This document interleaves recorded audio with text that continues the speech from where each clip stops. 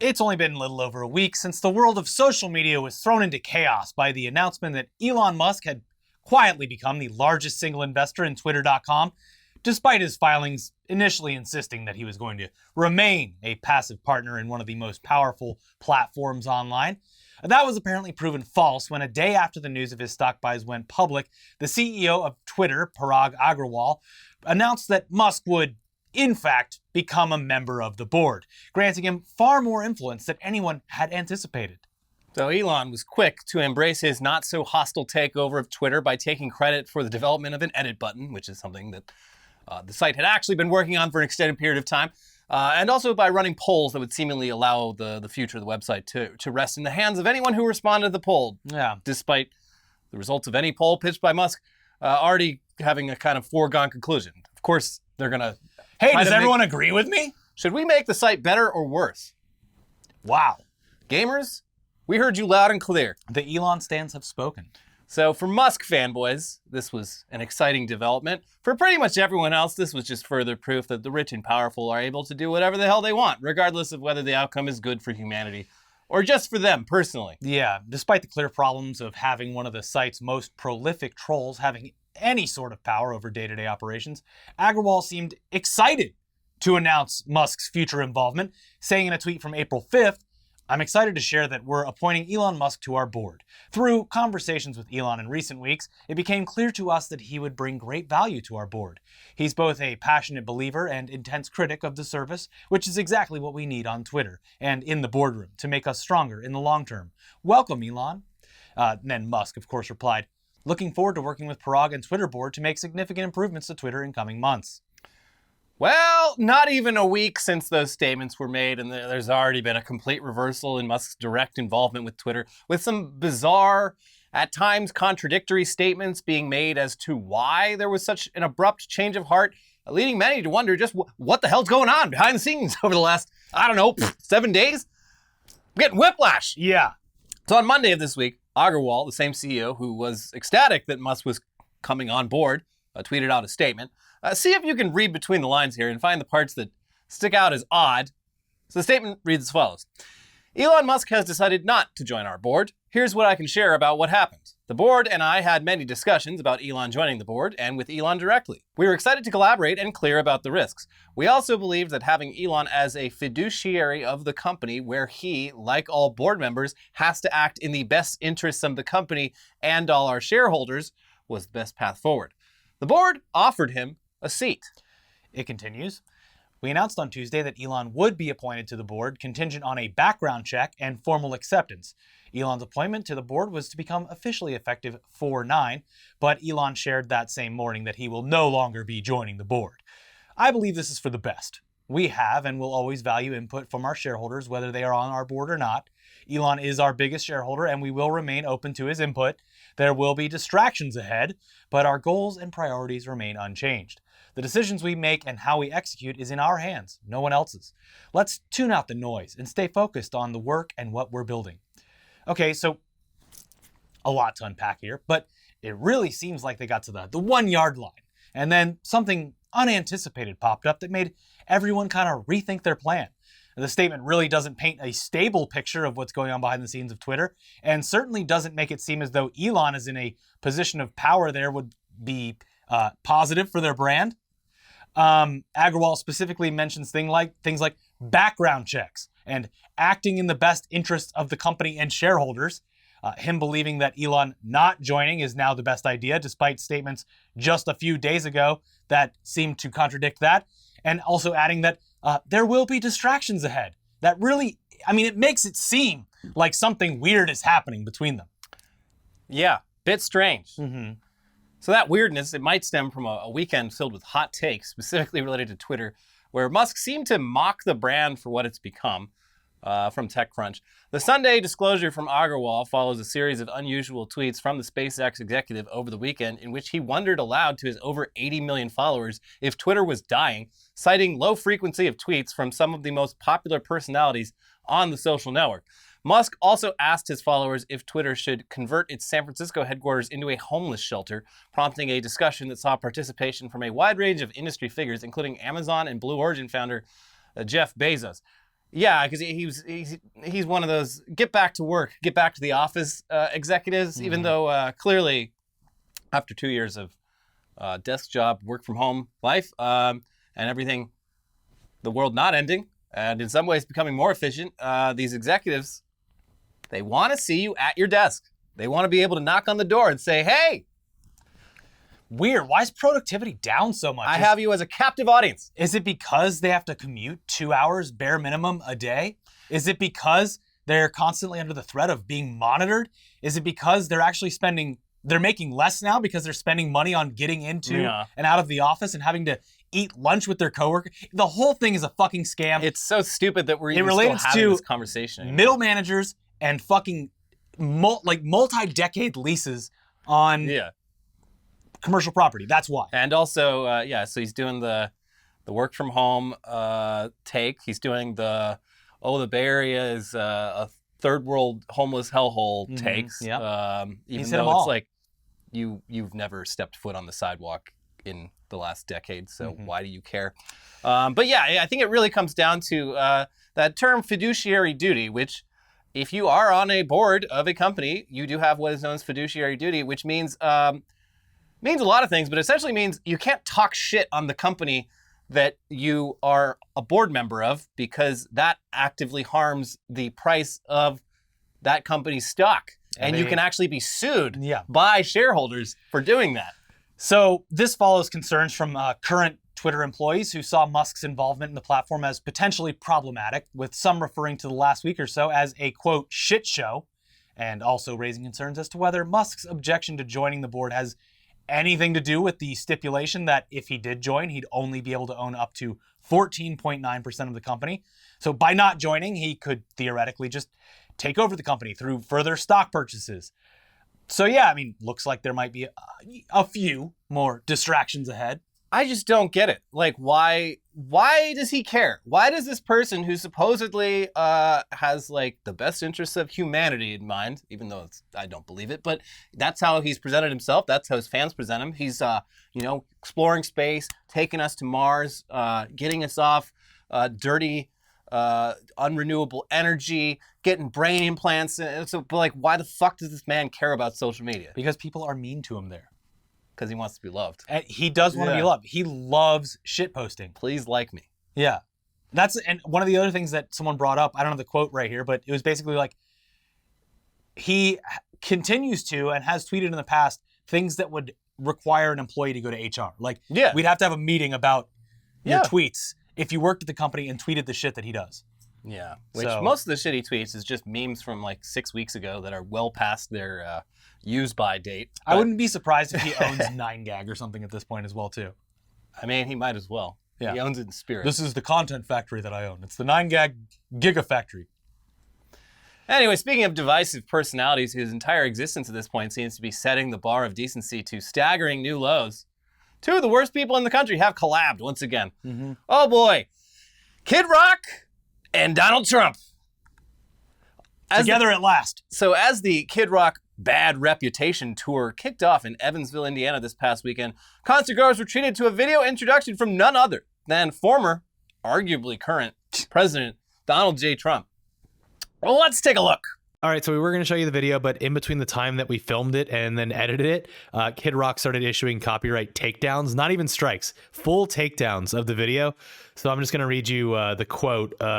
Basically, Donald Trump comes on screen before the Kid Rock concert begins and says, "Hello, everyone." I'm not going to do the voice. "I love you all. I know you're having a great time at the Kid Rock concert tonight. Quite frankly, he's amazing.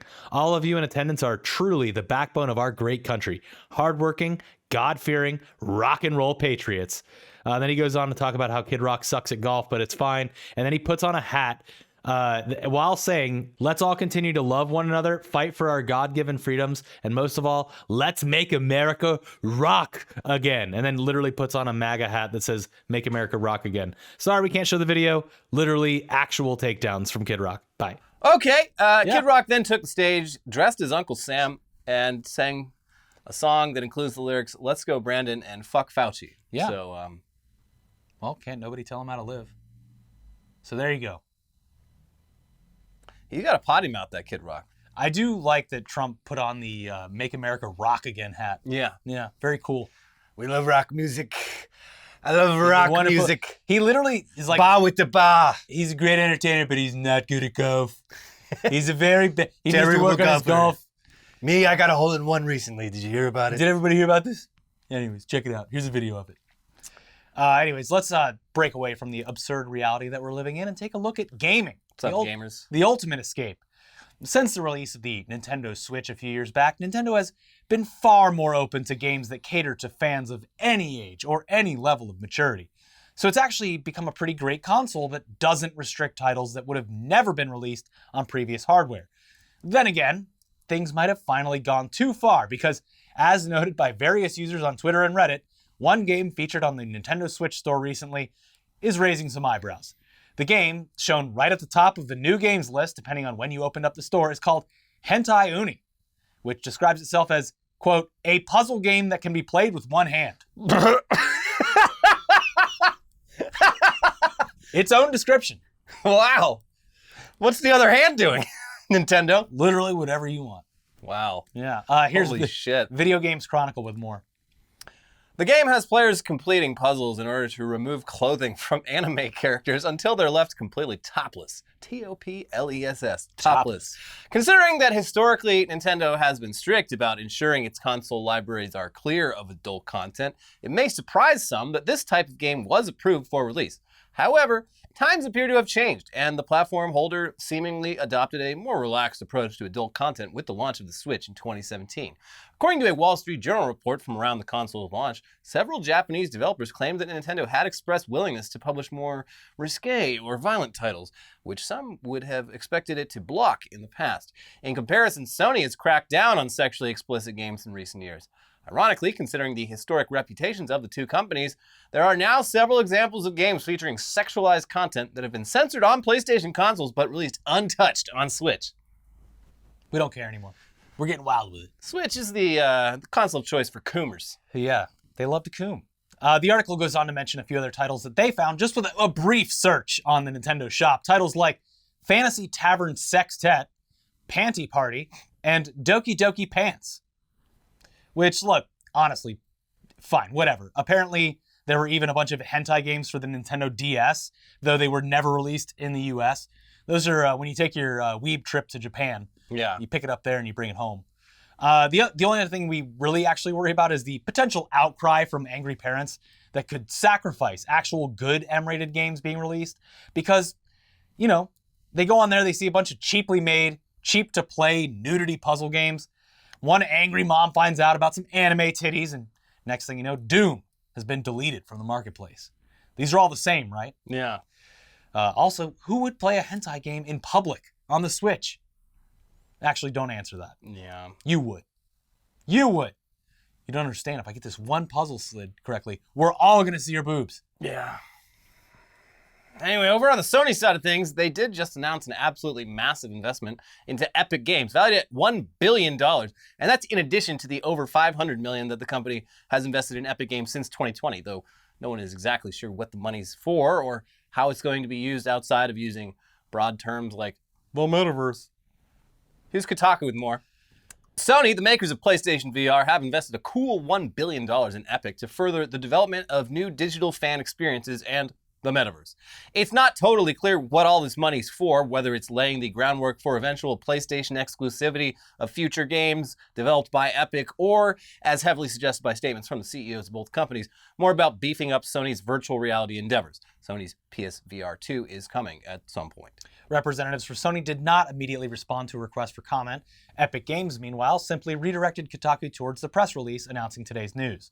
This investment will accelerate our work to build the metaverse and create spaces where players can have fun with friends, brands can build creative and immersive experiences, and creators can build a community and thrive, Epic CEO Tim Sweeney said in this release. They also, I think they just released the new Unreal Engine, which is Yeah, last week they did a demo of it. pretty wild stuff. Mm-hmm. I think that Code Miko's already using it. Good for her VTuber stuff. Yeah. This investment also comes on the heels of course, Sony's acquisition of Bungie for $3.6 billion. So They are definitely planning out the next decade at least of what they're going to be doing, and it's going to be interesting to see the results of these investments, specifically as it relates to their VR offerings, because the PSVR was solid for its price point, its accessibility. Yeah, I mean, at this point, it hasn't aged great, but it's what, like 6 years old now? Yeah. And it was surprisingly For what it was. pretty great. Yeah, playing on that. PSVR with the PS5, like with that kind of hardware, I feel like it could be pretty great. Yeah. But anyway, here's a story, an update to a story that we covered a little while back. Turns out having a life hack go viral is the easiest way for that life hack to just get completely ruined. Because Six Flags is doing away with their unlimited dining plan, which was exploited by at least one California man who used it to eat all of his meals for next to nothing. It was brilliant.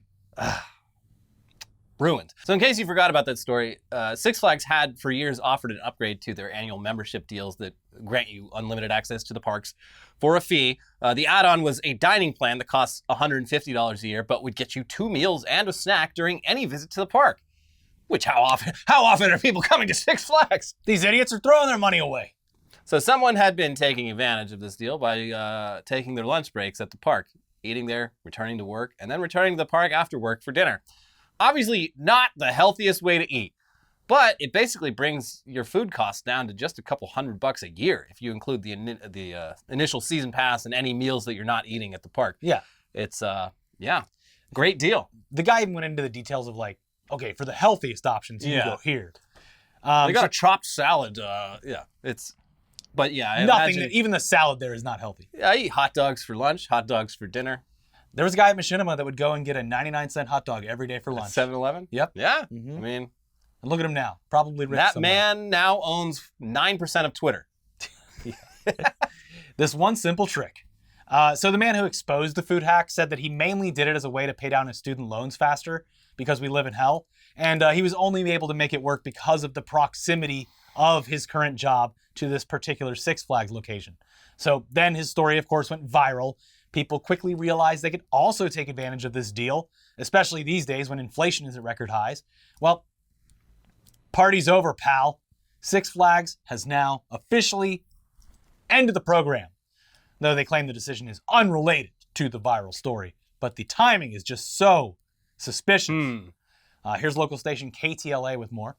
Six Flags Magic Mountain is ending its unlimited dining plan and replacing it with meal add-ons that guests can purchase with their tickets and passes. Previously, Six Flags sold a $150 dining plan that let season pass holders get 2 meals and a snack every day of the year. Continues. Unfortunately for those hoping to begin a diet of amusement park burgers and fries, that dining option is no longer available. Now, members and season pass holders can instead add a $39.99 4-meal plan to their passes. It includes 4 entrees that can be redeemed all in one day or throughout the year. There's also a $330 ultimate pass that includes a 10-meal dining plan at Magic Mountain. Holders can redeem all 10 meals in one day or spread them out throughout the season. So, wow, what a downgrade. Also odd. Also, how many people were actually, exploiting this? Also Come very on. odd because, 4 meals for $40 or 10 meals for $330? Yeah, I That- don't know about the math. Yeah, but it's ultimate. It's really cool. Yeah. Well, I think the ultimate comes with, you can get, a free soda every time. Oh. Unlimited all day. Because sodas cost nothing. And a cool cup with a plastic straw. Yeah, it's got Superman on it. Yeah. Mhm. So, yeah, you live just like everything else these days. Going forward, you're going to have to pay way more for way less. Yep. Thanks, Joe Biden.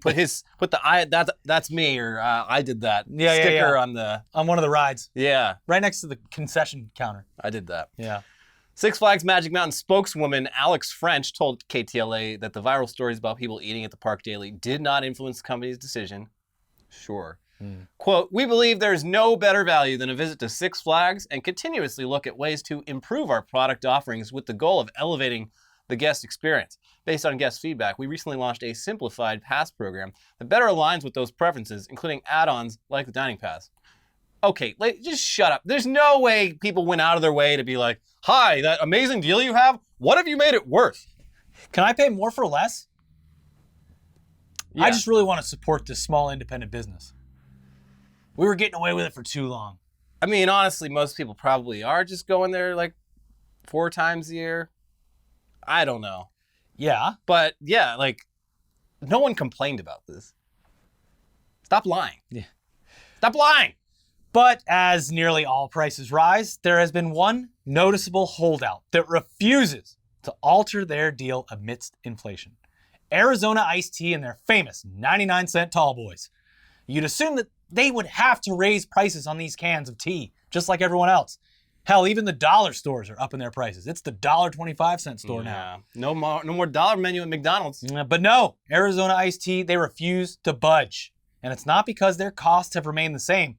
They are making less, but they're trying to keep their customers happy, which is great. Yeah. Here's the Los Angeles Times with more. Gas is nearly $6 a gallon. Groceries are 8% higher than last year. Dollar stores, now $1.25 stores. But a giant 23-ounce can of Arizona iced tea still costs 99 cents, the same price it has been since it hit the market 30 years ago. How does Arizona pull this off? Well, everything else goes up. The price of aluminum has doubled in the last 18 months. The price of high fructose corn syrup has tripled since 2000. Gas prices are pumping up delivery costs. One $19.92 adjusted for inflation is worth two $2022. But the 99-cent big-ass can, as the company calls it, persists. The short answer, the company is making less money. The big cans are still profitable, but for the moment, they're much less so than a few years ago. Wow. Okay. It's still a deal. I mean, We listen to the customers, though, and they're saying, raise the prices? there has been a lot of like corner stores. They'll put a price tag over that little, because the 99 cents is it's in the label. They'll cover that up with their own price tag. Arizona gets on the phone, and they're like, what the fuck are you doing? Don't think we don't know what you're doing down there. The can says 99 cents. It's Arizona, and then it's the Costco guy. It's like, I will fucking kill you if you make that hot dog more than $1.99. You need to make a sticker of the owner of Arizona iced tea saying, I kept that. Yeah. It continues. Don Voltaggio, the 70-year-old, 6'8" founder and chairman of the company, is choosing to take a haircut in order to keep the price flat and cans moving. Quote, I'm committed to that 99-cent price. When things go against you, you tighten your belt, Voltaggio said on a Zoom call in early April from his headquarters on Long Island, New York. Even though his costs are higher, quote, I don't want to do what the bread guys and the gas guys and everybody else are doing, Voltaggio said. Consumers don't need another price increase from a guy like me. Voltaggio's calculation is that raising prices and losing customers in the process just isn't worth the short-term profit. Your company has to deal with cost increases, but your customers have to deal with cost increases too, Voltaggio said. And if you break their back, nobody wins. And nobody's going to tell this guy that he's making a wrong decision. I believe the price says 99 cents. Yes, sir. Could you imagine like owning a shop and having the gall to raise the prices? This guy comes crashing through your door, leaving a silhouette of broken... I see you've used your price tag gun to obscure the fact that the can it clearly says 99 cents. He just busted over the guy's head like in that viral video of the guy taking down the robber. Oh, who am I, you ask? I'm Don Voltaggio, and this is my iced tea company. Sure, I don't have an Arizona accent. I'm from Long Island. So yeah, that's awesome. Very noble. Yeah. Kind of unheard of in just business in general. If this was a publicly traded company, this man would be ousted from his position. We gotta get rid of this guy. And yeah, we hope that they can stick it out, because right now monitoring the price of a can of Arizona iced tea might be the best way to notice whether or not Armageddon is right around the corner. Once that happens, that sets off the tripwire. The doomsday clock finally hits midnight. But it has to be the printed on can price that changes, because you can go around and they'll be putting the price tags on it differently. If you see like $1.09 right on the can, then it's time to run. What I'm surprised they haven't done, like you see a lot of companies like the Toblerone, they just like shaved off a certain amount of chocolate. I'm surprised they haven't like shrunk the can by just an amount that you wouldn't even notice. A 16-ounce can now. Or a 20-ounce can will be unnoticeable to a 23-ounce. Yeah. Yeah, or just like thicker aluminum. And it's like the beer at Applebee's. It's like the glass is half an inch thick. You're getting half a beer, and they're like, it's always 2 for 1 here at Applebee's. But yeah, the other thing is like, I can't remember the full story of it, but they have like a really good deal with the Arnold Palmer family, because they make the Arnold Palmer, like the official Arnold Palmer iced tea and lemonade. So they're probably banking off that too. I mean, they're very popular. In that article, it says that they sell 1 billion cans a year. So it's $1 billion. Yeah. They can be making 2 billion, but he's like, nah, I got enough. I mean, what's wrong with this country where you can't look around and say, I've had enough? I love this guy. I had Yeah. no idea. That's great. I think it's awesome. Yeah. Anyway, that's our episode. We got, well, first of all, stay tuned. Sometime soon, we interviewed Santa Claus. Yes, we did. And I will not elaborate further. You're just going to have to stick around. That video will be dropping at some point in the next 24 hours or so. But for now, most recent episode of Weekly Weird News. Please And watch that one because it got, this is the what's algorithm fucked up. did not like that. It got, well, we knew it was going to get demonetized, but it got demonetized like right at the beginning. And then got the money back. And then it when got no one's watching it anymore. remonetized after it had already dropped out of Yeah. being in the priority feed. I don't know how to please this algorithm. So I think it's, look, if you want to demonetize it afterwards, that's fine, whatever. But just let us have the views first. Yeah. Because it was just completely stricken from sub feeds. And then it was like, oh yeah, no, this video is fine actually. Well, the damage is done. Thank you very much. So please watch that episode. And also the most recent episode of Tech News Day. We'll be back with Santa Claus and another episode of Tech News Day very soon. We'll see you soon. Have a good week. Bye-bye. Bye.